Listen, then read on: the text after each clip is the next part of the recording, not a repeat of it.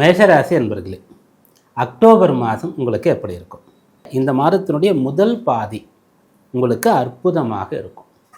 அற்புதமாக என்ன பலன் கிடைக்கும் அப்படின்னு கேட்டால், சத்ரு ஜெயம்னு சொல்லக்கூடிய விசேஷமான பலன்கள் கிடைக்கும்.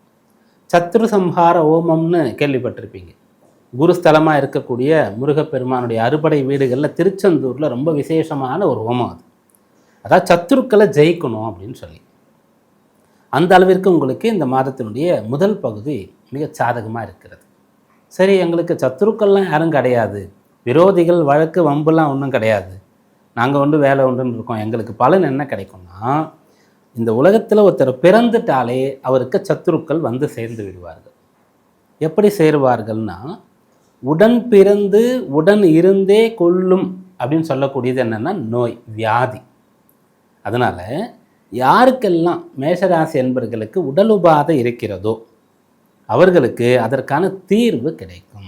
அதான் சத்துரு ஜெயம். அந்த நோயை எதிர்க்கிறோம், நோய் எதிர்ப்பு சக்தின்னு சொல்கிறேன் இல்லையா, ஆன்டிபயாட்டிக், அந்த கிருமிகளை கொள்கிறது அல்லவா, அந்த நோயை எதிர்த்து போராடக்கூடிய பலம் உடம்புல இருக்கணும்னு சொல்கிறேன் இல்லையா, அதை சத்துரு ஜெயமாக பாவிக்கலாம். அப்படியாக 7 சனி காலம், சனி 12 சஞ்சரித்து கொண்டிருக்கார். குரு பகவான் 3ஆம் இடத்துல இருக்கார். இந்த காலகட்டத்தில் உங்களுக்கு ஏதாவது உடலுபாதை இருந்தால் அது இந்த மாதத்தில் சரியாகும். அதற்கான வைத்தியத்தை நீங்கள் நம்பிக்கையோடு செய்து கொள்ளலாம். நல்ல ஆரோக்கியத்தை உங்களால் பெற முடியும். 2வது, கடன் பிரச்சனை இருக்கக்கூடியவர்களுக்கு அந்த சுமையானது கொஞ்சம் குறையும். தலை மேலே தூக்கி சுமக்கிற அளவுக்கு கடன் அதிகமாக இருக்குது.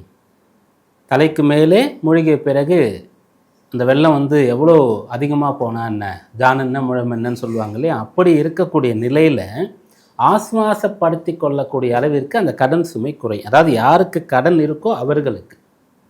சத்ரு ஜெயம்ன்றது கடனையும் குறைக்கும். கடனுக்கு இன்னொரு வார்த்தை ருணம்னு சொல்லும். ருண ரோக சத்ரு அப்படின்றது. ருணம்ன்றது 2 வகையாக இருக்குது. அதில் ஒன்று கடனாக நம்ம எடுத்துக்கொள்ளலாம். அப்படியாக 12ஆம் பாவம் சொல்லக்கூடிய அயன சயன போகஸ்தானம், விரயஸ்தானம், அந்த இடத்துல சனி வந்த பிறகு வரவுக்கு மேலே செலவாகுது, சேமிப்பு இல்லை. அதனால் கடன் வாங்க வேண்டிய சூழ்நிலைக்கு தள்ளப்படுகிறோம். குரு தனகாரகன், அவர் 3ஆம் இடத்திற்கு போயிட்டார். அந்த மணி ஃப்ளோ சீராக இல்லை. அதனால் கடன் வாங்க வேண்டிய சூழ்நிலை.